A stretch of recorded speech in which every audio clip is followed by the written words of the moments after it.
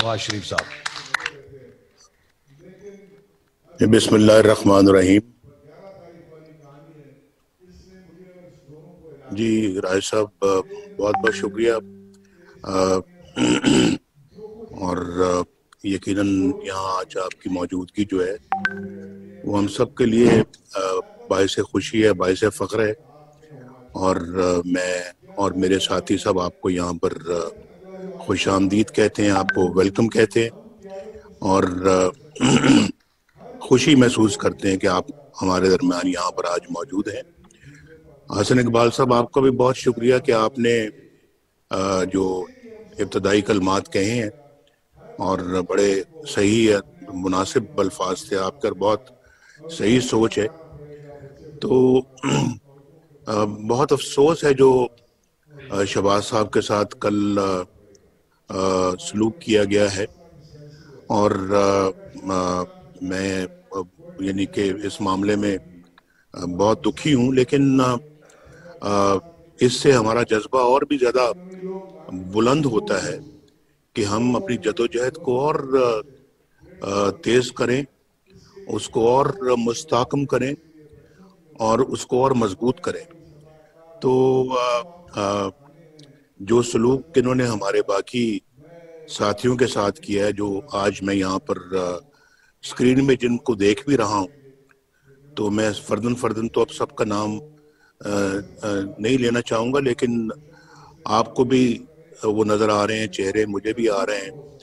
और जो इस वक्त ऑनलाइन है वो लोग अलहदा हैं, जो यहाँ मौजूद है। मैं उनकी बात भी कर रहा हूँ, जो ऑनलाइन अगर उनमें से कोई हैं तो मैं उनकी भी बात कर रहा हूँ।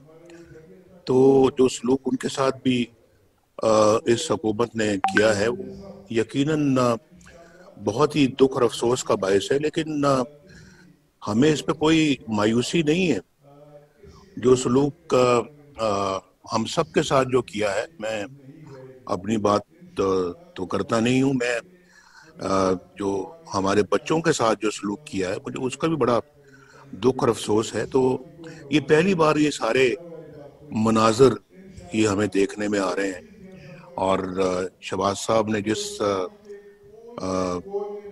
जिस स्टेड फास्ट होने का सबूत दिया है, जो जिस तरह से वो अल्हम्दुलिल्लाह एक ऐसे मर्द बन के खड़े रहे हैं तमाम मुश्किलों के आगे, और उन्होंने सर नहीं झुकाया और ना ही उन्होंने अपना जो है वो हमारे बयानियों को अपना जो है ना वो कमज़ोर किया, बल्कि उसको और मजबूत करने में उन्होंने अपना किरदार अदा किया है।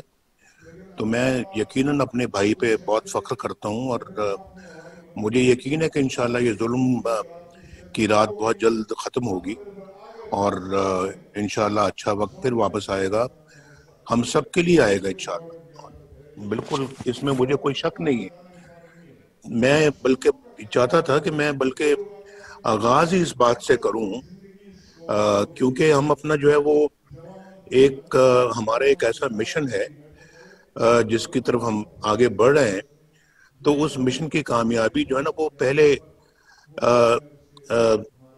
पहले स्टेप पे हमें अपने साथ जो है ना वो क्लियर होना पड़ेगा और हमें अपने अंदर, अपने दिल के साथ, अपने ज़मीर के साथ ये गुफ्तगू करनी पड़ेगी कि वाक़तन हम हक और सच पर हैं। ये हमें अपने आप से पहले पूछना चाहिए। ना आप मुझ पे जो है ना वो ज़बरदस्ती अपना मुझे कंट्रोल करने पे आप कुदरत रखते हैं, ना मैं कादर हूं कि मैं आपके दिलों और दिमागों पे मैं कोई कंट्रोल करूं। तो इसलिए मेरा ख्याल है कि हमें अपने आप से पहले ये पूछना चाहिए कि क्या हम हक और सच पर हैं। जो कुछ पाकिस्तान में हो रहा है ये वो सब सही है, और इलेक्शनों में जो धांधली हुई है वो सही है, उसे हम अपना कबूल कर लें। आरटीएस बंद हुआ था तो तकदीर का फैसला समझ के उसे कबूल कर लें। धांधली की बाकायदा नशिस्तें हमारी आंखों के सामने हैं। जो धांधली हुई है क्या उसको हम कबूल कर लें और मान लें कि जनाब ठीक है, अगर ऐसा हुआ है तो चलें जी, फिर आगे बढ़ते हैं। इन चीज़ों का क्या हिसाब लेना है? आज आप किसी का हक छीन कर किसी और को दे देते हैं और किसी के हक से उसको महरूम करके किसी और की झोली भर देते हैं। तो क्या फिर हम इन सब चीज़ों को तस्लीम कर लें, कबूल कर लें, अपने ज़मीर को मार दें और कहेंगे जी ठीक है आगे बढ़ते हैं जनाब? ऐसा तो होता रहता है, 70 सालों में तो ऐसा होता रहा है, लेकिन क्या आइंदा भी फिर ऐसा होना चाहिए? मैं ये समझता हूँ कि इसका फैसला हमें बिल्कुल अब दो टोक तरीके से करना चाहिए। और मैं ये समझता हूँ कि आज जो अदालतों पर जो इस वक्त दबाव है और दबाव डालकर मर्जी के फैसले लिए जाते हैं, तो क्या ये सब सही है? और आप इसके विटनेस हैं आप सब। हमें पता लगता रहता है कि कहाँ किस अपना अदालत में किस अपना जज ने क्या फैसला करना है। अनफॉर्चुनेट, ये इससे बड़ी बदकिस्मती और क्या हो सकती है कि अदालतों को दबाव में लाया जाए और उनसे मनमाने फैसले लिए जाएं। उनको दीवार से लगा दिया गया है, ये सही है? पार्लियामेंट को एक कठपुतली और रबर स्टैम्प पार्लियामेंट बना दिया गया है, इसको मान लें। और आप में से लोग मुझे बताते हैं, मैं तो पार्लियामेंट का मेंबर और मुझे नहीं मालूम कि मैं क्यों नहीं हूं आज मेंबर नहीं हूं। आज तक ऐसा कोई मौका नहीं आया कि मैं पार्लियामेंट, अल्हम्दुलिल्लाह कि मैं पार्लियामेंट का मेंबर ना रहा हूं। अल्लाह के फजल करम से हमेशा अल्लाह ने कामयाबी दी है और कोई आसान है कि मैं अपना, अल्लाह ने मुझे हमेशा ये एजाज बख्शा है। आज पहली मर्तबा मैं पार्लियामेंट का मेंबर नहीं हूँ, या मैं उस वक्त मेंबर नहीं था जब हम मुशर्रफ के ज़माने में जो है वो एग्जाइल पे चले गए, तो उस वक्त भी नहीं था और आज भी नहीं हूँ, क्योंकि मैं डिस्क्वालीफाई हो गया और निकल गया वजारत उज़्मा से कि मैंने अपने बेटे से तनख्वाह नहीं ली। और ये है हमारी अदालतों का कि बेटे से तनख्वाह नहीं ली, चलें छुट्टी करें, जाएं वजारत उज़्मा से भी फारिग। उसके बाद फिर चलें वजारत उज़्मा से फारिग होने के बाद मुस्लिम लीग की सदारत से भी फारिग, सारी फाइल ये क्या आपका दिलो दिमाग इस बात को तस्लीम करता है कि इसको, इन सब चीजों को मान लिया जाए?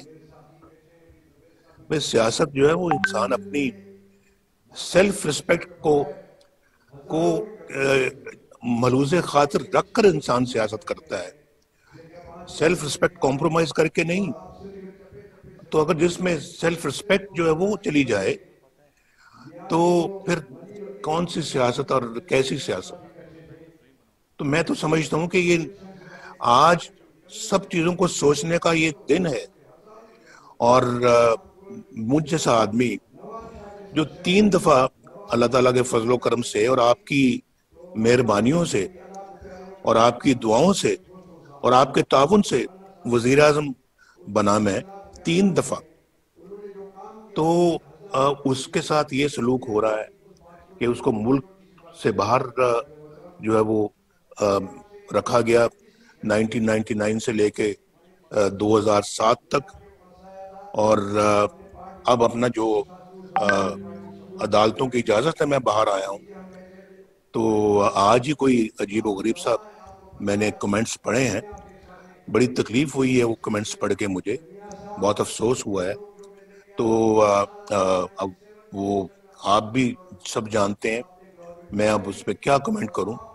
लेकिन मुझ जैसा बंदा जो है जिसने पाकिस्तान की अल्हम्दुलिल्लाह खिदमत की है दिलो जान के साथ, ये मेरे साथी आपके साथ बैठे हुए हैं, ये जिन्होंने मेरे साथ मिलकर पाकिस्तान की बिजली को बहाल किया, پاکستان کی روشنیوں کو بحال کیا، پاکستان کی انڈسٹری کو چلایا، پاکستان کی تجارت کو چلایا، گھروں میں بجلی لے کر آئے، اور پھر کسانوں کے لیے ٹیوب ویل چلائے، بجلی جو ناپید ہو چکی تھی اس کو دوبارہ لے کر آئے، دن رات کام کیا، ڈیم بنوائے، بجلی کے کارخانے لگوائے، اور پھر کہاں کہاں کارخانے نہیں لگے، اور اتنی سپیڈ میں. اور میں اپنے بھائی شہباز شریف کو بھی سلوٹ کرنا چاہتا ہوں کہ جس نے ماشاءاللہ دن رات ایک کر کے یہ بجلی کے کارخانے جو پنجاب میں لگے ہیں، اس کا سہرا شہباز شریف کے سر پر ہے، اور آپ یہ خواجہ آصف صاحب کے سر پہ ہے، اور شاہد خاقان عباسی کے سر پہ ہے، اور جو بھی لوگ اس ٹیم میں شامل تھے ان کے سر ہے. آپ جانتے ہیں، یہاں بیٹھے ہوئے ہیں ڈار صاحب میرے ساتھ یہ بیٹھے ہوئے ہیں، ڈار صاحب ماشاءاللہ ان کے سر پہ ہے، انہوں نے اس کے لیے وسائل مہیا کیے. ڈار صاحب بھی جانتے ہیں، خواجہ آصف بھی جانتے ہیں، شاہد عباسی بھی جانتے ہیں، اور اپنا ڈار صاحب اور کون سے تھے جو بڑے اس معاملے میں ایکٹیو تھے.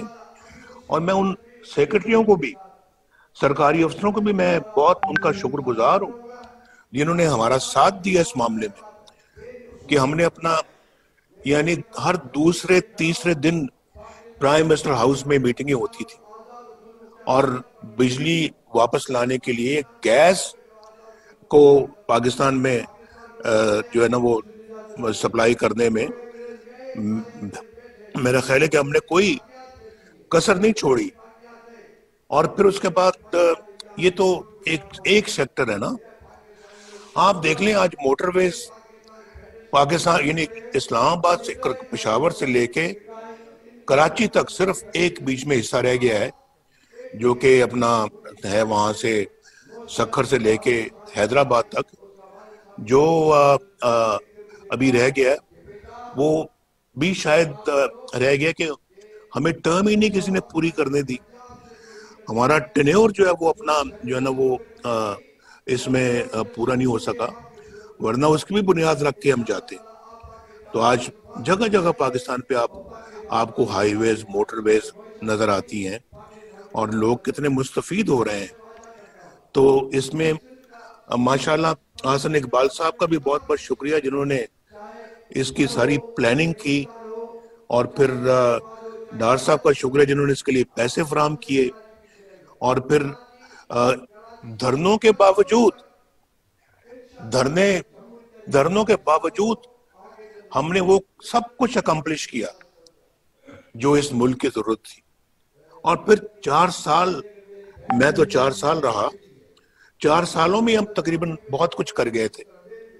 اور پھر آپ ہماری جو ہے وہ گروتھ ریٹ آپ دیکھ لیں، گروتھ ریٹ ماشاءاللہ کتنا بڑھ گیا تھا، اور 5.8% پہ جو ہے وہ گروتھ ریٹ ہم چھوڑ کر گئے ہیں، جو کہ آج نیگیٹو چلا گیا ہے.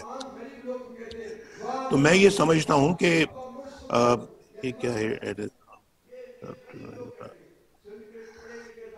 تو میں یہ سمجھتا ہوں کہ آج اپنا جو ہے وہ اللہ کے فضل و کرم سے جو ہے وہ یہ سب جانتے ہیں کہ ہماری کیا خدمات ہیں اس ملک کے لیے. دہشت گردی کے خلاف ہم جنگ جیت کر گئے، اور پھر پاکستان کو جو ہے وہ گرے سے ہم وائٹ میں لے کے آئے، فیٹف میں، اور سب کچھ آپ کے سامنے ہے. گنوانے کی کیا ضرورت ہے مجھے، لیکن آج ہزارہ موٹر وے بھی دیکھ لیں، سیالکوٹ لاہور موٹر وے بھی دیکھ لیں، آپ اپنا لاہور ملتان موٹر وے بھی دیکھ لیں، ملتان سکر موٹر وے بھی دیکھ لیں، حیدرآباد کراچی موٹر وے بھی دیکھ لیں. بلوچستان میں ہمارا بنی ہے، بلوچستان کے اندر جو ہے اللہ کے فضل و کرم سے ہائی ویز ہم نے بنائی ہے. صرف یعنی پنجاب کے اندر نہیں، بلوچستان اور پھر گوادر کو کوئٹہ سے ہم نے ملایا ہے. یہ کوئی چھوٹا منصوبہ نہیں ہے. اور بہت ساری سڑکیں بنائی ہیں. اور ابھی دیکھیں یہ جو ڈیرہ اسماعیل خان سے یعنی اسلام آباد سے ڈیرہ اسماعیل خان سے یہ کوئٹہ، یہ انڈر کنسٹرکشن ہے، اس کا کافی حصہ سنا بن بھی چکا ہے. اور پھر اپنا جو ہے وہ سندھ کے اندر سے یہ موٹر وے ساری گزر رہی ہیں. ہمارے تو بڑے بڑے منصوبے تھے جو زیر تکمیل تھے اور بہت سارے آج شاید مکمل ہو چکے ہوتے, باقی بھی جو رہ گئے ہیں. تو میں کہنا یہ چاہتا ہوں کہ ہمارے زمانے میں آدمی بھی سکھ کی زندگی گزار رہے تھے, پاکستانی سکھ کی زندگی گزار رہے تھے, لوگوں کو روزگار مل رہا تھا, لوگوں کو اپنا جو ہے وہ ان کو چیزیں جو ہے روزمرہ کی وہ دستیاب تھیں, یعنی کہ کوئی مہنگائی نہیں تھی, مہنگائی کا کوئی ایشو نہیں تھا پاکستان میں. تو آج تو ان کا جینا دوبر ہو گیا ہے. تو یہ جو جدوجہد آپ جو کرنے کا جو ارادہ رکھتے ہیں, وہ جو سب سے زیادہ اس کی جو ضرورت ہے وہ صرف اور صرف ان 21 کروڑ عوام کے لیے ہے, یہ عوام کے لیے ہے جو جن کے دکھوں میں اور مشکلات میں آج بے پناہ اضافہ ہو چکا ہے.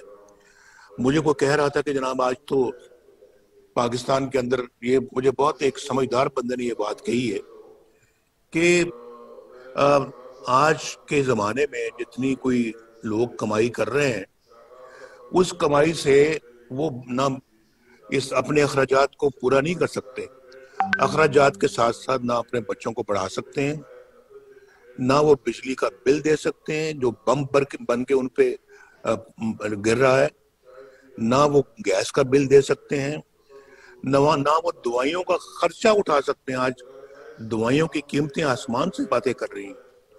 صرف لائف سے سیونگ دوائی جو ہے وہ بھی عوام کی پہنچ اور عوام کی رسائی سے باہر ہے. آپ مجھے بتائیں کہ کس طرح سے جو ہے وہ اپنا لوگ اس وقت زندگی بسر کر رہے ہیں. مجھے کوئی آج بتا دے کوئی, وہ کہنے لگے کہ مجھے سمجھ نہیں آتی کہ آج اچھی خاصی جو تنخواہ ہوتی ہے جو 30,000 روپے تک بھی ہوتی ہے, اس میں جو یہ سارے اخراجات جو ہے نا وہ پورے کرنے کے بعد جو کھانا اس نے پکانا ہوتا ہے اس کے لیے روٹی آٹے کی قیمت آسمان سے باتیں کر رہی ہے. آج تو میں پڑھ رہا تھا کہ اب آٹا جو ہے نا آگے ناپید ہونے والا ہے, گندم ہی نہیں باہر سے امپورٹ کی گئی. میں ایک زمانہ تھا ہمارا بھائی گندم امپورٹ چھوڑ کر ایکسپورٹ ہوا کرتی تھی, آج اپنا امپورٹ جو ہے نا وہ کی جا رہی ہے. اس کے لیے بھی آپ کو زر مبادلہ چاہیے, اور یہ اب امپورٹ کر کے تو وہ وقت پہ بھی نہیں اب آ سک رہی, تو شاید دسمبر میں قیمتیں اور زیادہ بڑھ جائیں گی اور گندم کی کمی اس ملک کے اندر آ جائے گی. چینی کی قیمتیں آپ دیکھ لیں, اور شہباز صاحب جو ہے نا وہ انہوں نے میں سمجھتا ہوں کہ ہم ان کی تعریف کرنی چاہیے جو انہوں نے انتہائی پریشر کے باوجود چینی کی قیمتیں نہیں بڑھنی تھی. ہم شاید 50 روپے کلو تھی جب ہم آئے تھے اور 50 روپے ہی ہم چھوڑ کے گئے, اور لیکن آج جب سے ہم چھوڑ کے گئے ہیں تو 50 سے آج 100 روپیہ کلو چینی ہو گئی. کوئی ہے پوچھنے والا, مجھے بتائیں, کوئی دیکھنے والا ان چیزوں کا ہے؟ اور پھر میں نے آپ کو یہ پہلے کہا, میں نے کہا کہ پہلے تو آپ اپنے آپ سے پوچھیں نا کہ کیا ہم حق اور سچ پر ہیں. اگر ہم حق اور سچ پر ہیں تو پھر میرا خیال ہے کہ ہمیں کوئی تامل نہیں ہونا چاہیے, کوئی ہیزیٹیشن یا تحفظ نہیں ہونا چاہیے کہ ہم ان چیزوں کے خلاف جو ہے وہ برسر پیکار ہوں. تو میں کیا پاکستان میں پوچھ رہا تھا کہ جو کچھ ہم ہو رہا ہے وہ صحیح ہے, اور الیکشنوں پہ بات ہو رہی تھی کہ کیا الیکشن میں جو دھاندلی ہوئی ہے وہ صحیح تھی, اس کو مان لیں ہم. میرا تو ضمیر اس کو قبول نہیں کرتا, اور میں اسی پہ بات پہ میں نے کہا تھا کہ سیاست اور نو سیاست, کوئی انسان کا ضمیر بھی ہوتا ہے, کوئی انسان کی سیلف رسپیکٹ بھی ہوتی ہے. آج تو ہم انگریزوں کی غلامی سے نکل کر آپ اپنوں کی غلامی میں آ گئے ہیں. ہم کوئی فری سٹیزن تو نہیں ہیں آج. آپ پوچھیں اپنے آپ سے, آپ ہیں؟ پوچھیں ذرا, پوچھ کے دیکھیں آپ. جس پارلیمنٹ کے ممبر ہم بنے ہوئے ہیں وہ پارلیمنٹ کتنی خود مختار ہے. مجھے لوگوں سے پتہ لگتا رہتا ہے کہ وہاں اس پارلیمنٹ کو کوئی اور چلا رہا ہے, وہاں پھر جو ہے نا وہ دوسرے لوگ ہیں جو آ کے یہ ڈائریکشنز دیتے ہیں کہ جناب آج ایجنڈا یہ ہوگا اور آج اس بل پہ یہ ووٹنگ ہوگی اور فلاں کل یہ ہوگا، کمیٹی فلاں بل کو منظور کرے، فلاں بل کو دیکھے. تو یہ میں سب جو ہے نا یہ میں سمجھتا ہوں کہ یہ بہت جو ہے نا وہ ہے سوچنے والی باتیں یہ کہ ہم نے تو یہ ہماری تو اسمبلی بھی اب معاف کیجیے گا کمپرومائزڈ. تو اس میں انفارچونیٹلی جو ہے وہ ہماری عدالتوں کا آپ نے دیکھ لیا حال. جو محمد بشیر صاحب کی جو کورٹ تھی وہ کرنل صاحب وہاں سے نکل رہے ہیں اور وہ اس شاباش اس جرنلسٹ کی جس نے اپنا ان سے پوچھ لیا کہ جناب آپ یہاں کیا کرنے آئے تھے اور آپ یہاں پر کس کو ملے ہیں اور ہمیں بھی اجازت دے دیں کہ ہم بھی جج صاحب کو مل سکیں. اور وہ کتاب سے وہ منہ چھپا رہا ہے اپنا.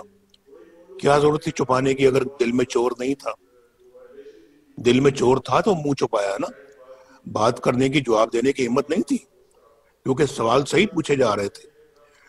تو اس طرح سے جو کیا یہ پھر صحیح ہے؟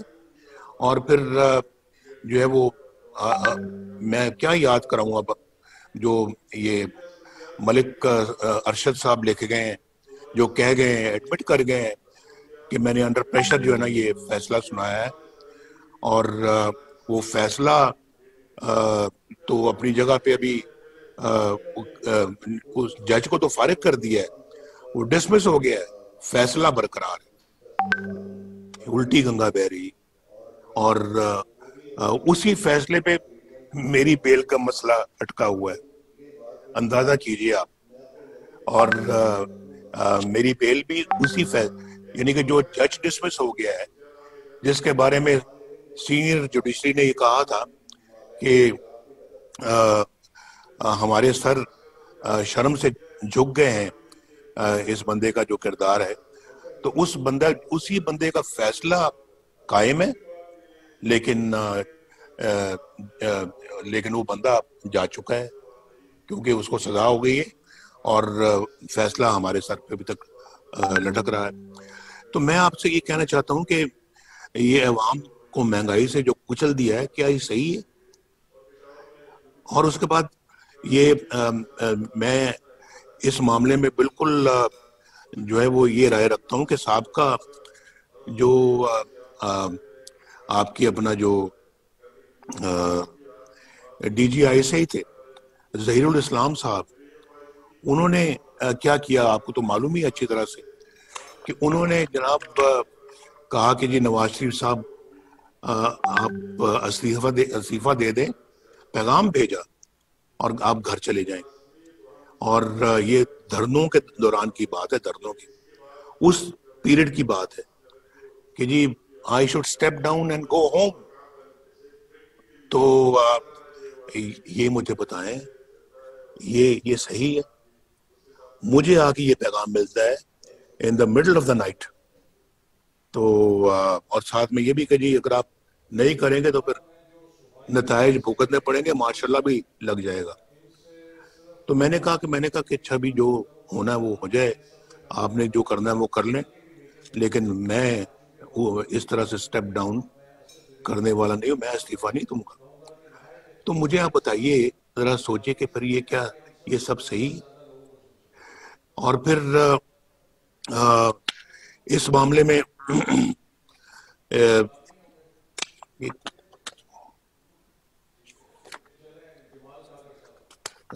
معاف کیجیے گا. دوسرا یہ دیکھیں کہ یہاں پہ بیان دیا جاتا ہے کہ جرنیل فوج کا سیاست میں کوئی کردار نہیں ہے اور فوج جو ہے وہ سیاست میں کوئی حصہ نہیں لیتی، تو کوئی مداخلت نہیں کرتی. تو پھر مولانا غفور حیدری صاحب نے جو کہا کہ مجھے جنرل باجوہ نے بلایا، چیف آف آرمی سٹاف نے مجھے بلایا اور مجھے کہا کہ جی آپ یہ دھرنا بند کریں، ہم جو نواز شریف کے خلاف کر رہے ہیں آپ اس پہ مداخلت نہ کریں۔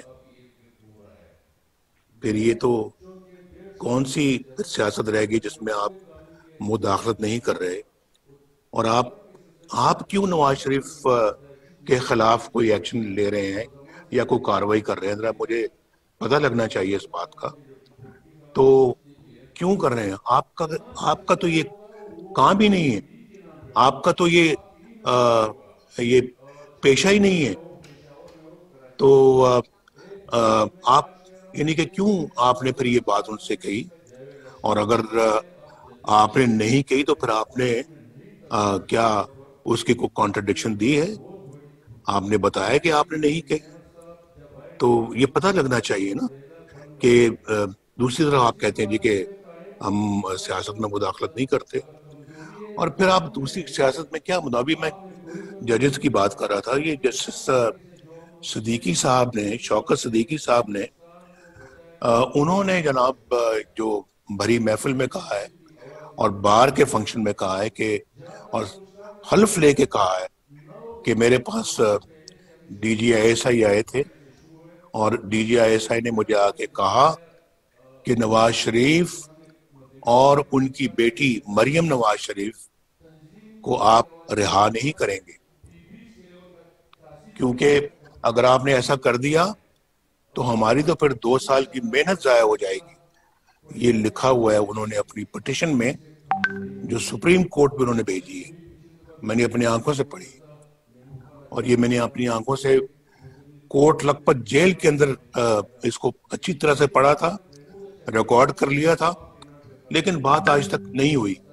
بات کرنے کا موقع اب مل رہا ہے، تو ہم نے بھی بڑا صبر کیا ہے، ہم نے بہت جو ہے نا وہ یہ وقت صبر شکر کے ساتھ گزارا ہے، لیکن پھر بات کرنے کا ایک وقت آتا ہے بھائی، اور پھر جو ہے نا وہ ایک وقت آتا ہے جب ایک ٹرننگ پوائنٹ آتا ہے، پھر تو وہ ٹرننگ پوائنٹ اب آیا ہے، تو اب میں سمجھتا ہوں کہ یہ ناقابل قبول چیزیں ہیں۔ آپ مجھے بتائیں کون سی 2 سال کی محنت ہے جو آپ نے کی تھی نواز شریف کے خلاف، جو آپ نے کہا کہ ہماری 2 سال کی محنت ضائع ہو جائے گی اگر نواز شریف کو اور مریم کو چھوڑ دیا۔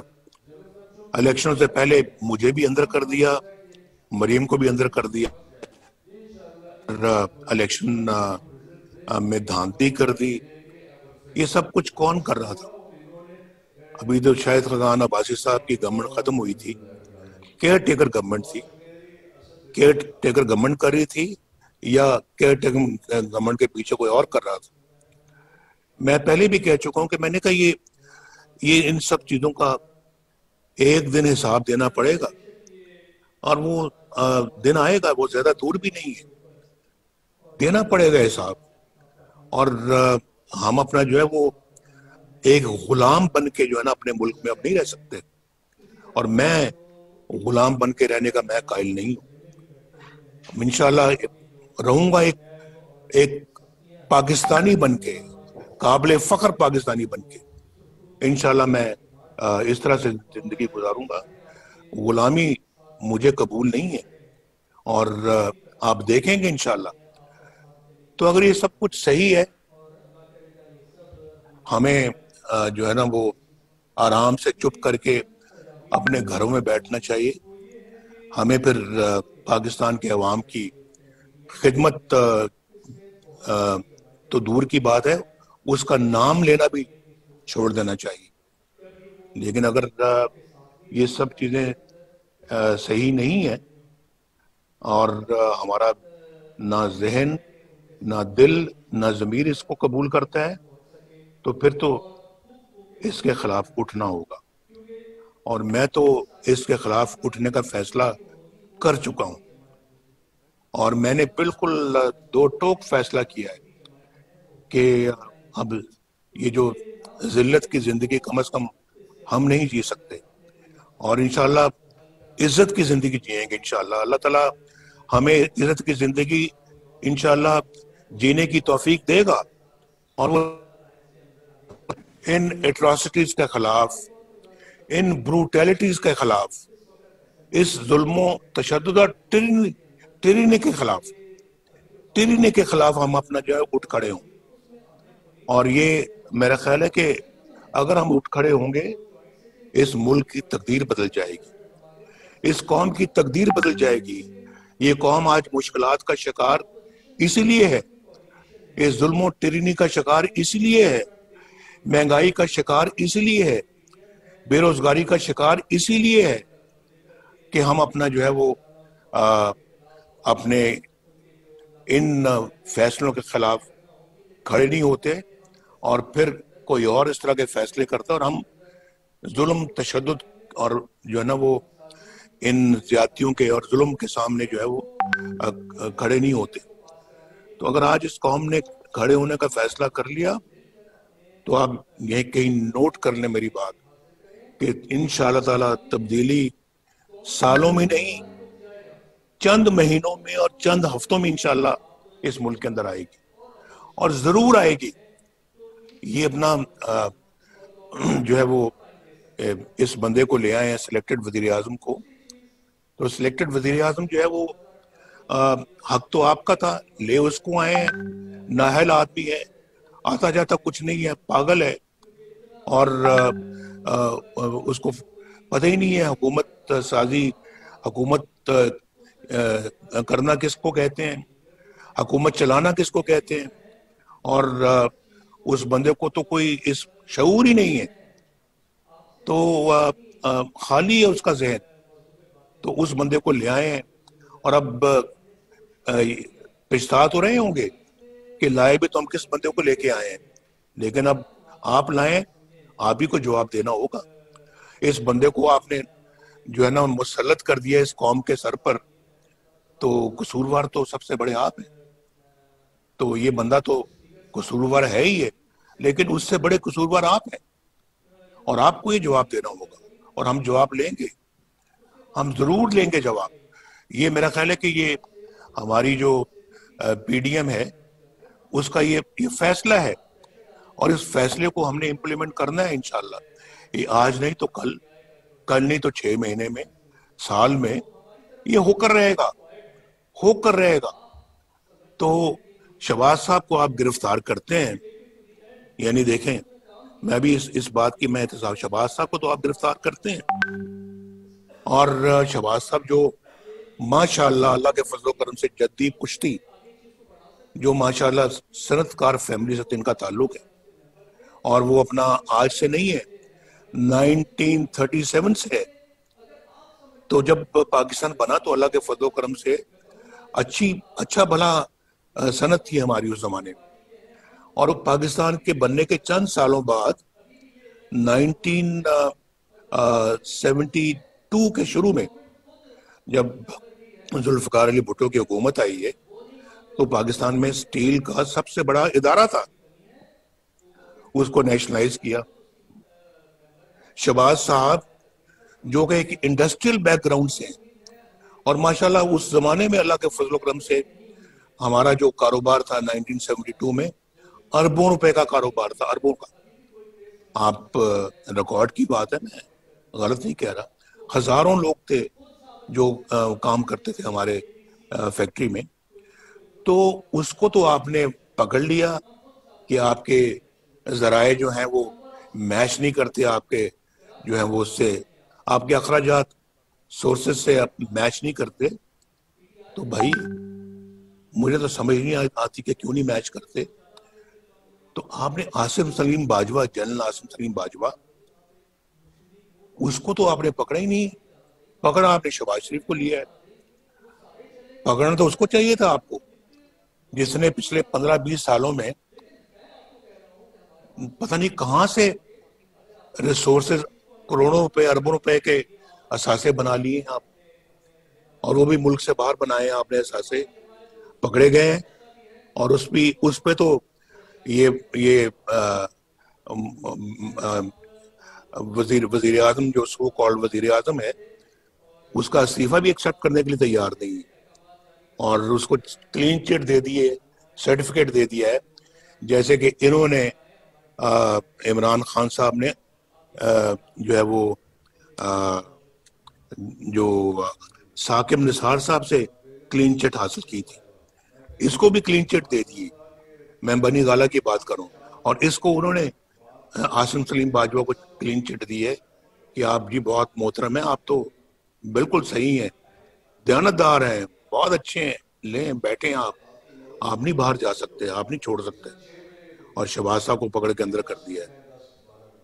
تو بھائی ان چیزوں کو ہم دیکھ رہے ہیں، روز روز دیکھ رہے ہیں، اور پھر ہم اپنا جو ہے اس کے باوجود جو ہے وہ جدوجہد نہیں کریں گے اس ساری ناانصافی کو، بے انصافیوں کو بدلنے میں، اس سارے زیادتی اور ظلم کو ختم کرنے میں، اس سارے جو ہے وہ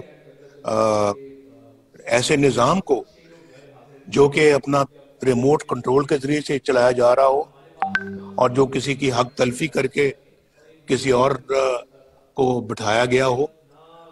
تو میں یہ سمجھتا ہوں کہ اس کے خلاف تو کھڑا ہونا، تو ہمیں تو ہمارا قرآن بھی یہی ہدایت کرتا ہے، اور پھر کہتا ہے کہ ایک دفعہ جب آپ باطل کے خلاف کھڑے ہو تو پھر پیچھا نہیں دکھانا، تو ہم انشاءاللہ پھر اب پیچھا نہیں دکھائیں گے.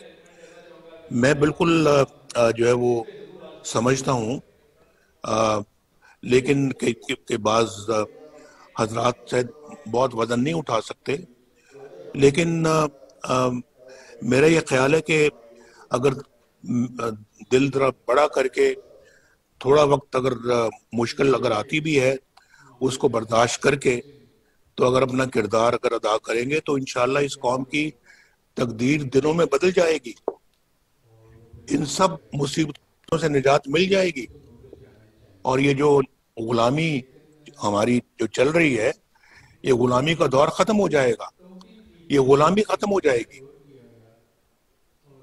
یہ میں اللہ کے فضل و کرم سے دعوے سے کہتا ہوں. یہ بات صرف تھوڑا سا اپنے اندر حوصلہ ہم نے پیدا کرنا ہے، اپنے عزم کے اندر جو ہے وہ مضبوطی پیدا کرنی ہے، اور اگر ہم نے یہ کر لیا تو بہت جلدی انشاءاللہ حالات تبدیل ہو جائیں گے.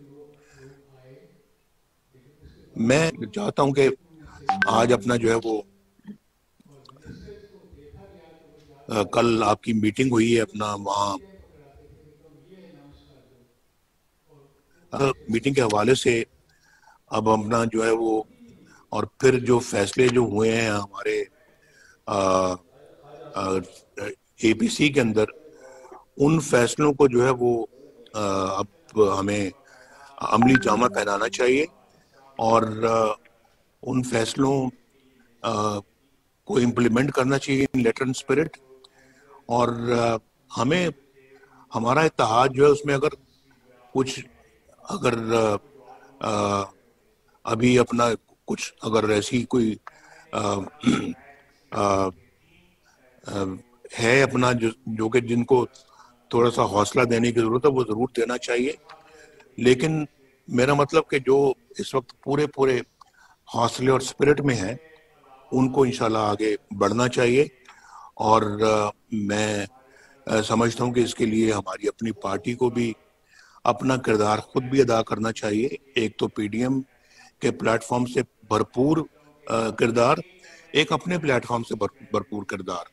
اور ماشاءاللہ ہم بھی اللہ تعالیٰ کے فضل و کرم سے اس قابل ہے کہ اپنا خود بھی کردار ادا کر سکتے ہیں، جو کہ انشاءاللہ جولی پی ڈی ایم کی جولی میں جائے گا. تو ایک تو یہ بات ہے، اس کے لیے ایک باقاعدہ میرا خیال ہے کہ اب ہمیں آج بیٹھ کر تو زیادہ سے زیادہ کل تک اپنا پروگرام جو ہے وہ ترتیب دے دینا چاہیے، یا اگر کوئی پروگرام آپ کے پاس اس وقت بن چکا ہوا تو آپ برائے کرم مجھے آگاہ کریں. اور کل آپ کی جو میٹنگ ہوئی اس میں جو فیصلے ہوئے ہیں وہ سب آپ کے سامنے لے کر آئیں. اور پھر آگے اب گلگت بلتستان کے انتخابات بھی آ رہے ہیں، اس میں بھی جو ہے نا وہ ہمیں اب بھرپور طریقے سے گلگت بلتستان کے الیکشنوں میں حصہ لینا چاہیے، اور وہاں ہر طرح سے ایسے کسی بھی ہتھکنڈوں کا دفاع کرنا چاہیے کہ جو خدا نخواستہ اس الیکشن کے اندر کوئی اپنا خدا نخواستہ کو ہاتھ دکھانے کا کوئی ارادہ رکھتا ہو تو اس کو ناکام کرنا چاہیے. تو میں ان باتوں کے بعد میں واپس مائک جو ہے میں آپ کو دوں گا، اور میں آپ کے ساتھ ہی یہاں پر موجود ہوں۔ آپ برائے کرم اب بتائیے کہ کس طرح سے آپ اپنا ہم ایک پی ڈی ایم کو اور پی ایم ایل این کو آگے آنے والے دنوں میں کیا آپ کا پلان ہے۔ اور میں انشاءاللہ آج بھی ہوں، اور انشاءاللہ ڈیلی بیسس پہ بھی میں اویلیبل ہوں، اور انشاءاللہ مجھے جو بھی اپنا آپ میری ڈیوٹی لگائیں گے یا مجھے اپنا کوئی فرض سونپیں گے، میں انشاءاللہ اس کو ادا کروں گا۔ اور سب کو بہت بہت شکریہ، مجھے آپ نے باتیں سنی ہیں۔ کل چونکہ سی ڈبلیو سی کا بھی اجلاس ہے، تو اس پہ بھی میں سمجھتا ہوں کہ ہمیں مل کے بیٹھ کے تقریباً یہی بات کرنی پڑے گی۔ اس میں زیادہ لوگ ہوں گے تو زیادہ سے زیادہ لوگوں تک اپنی بات ہمیں پہنچانی چاہیے۔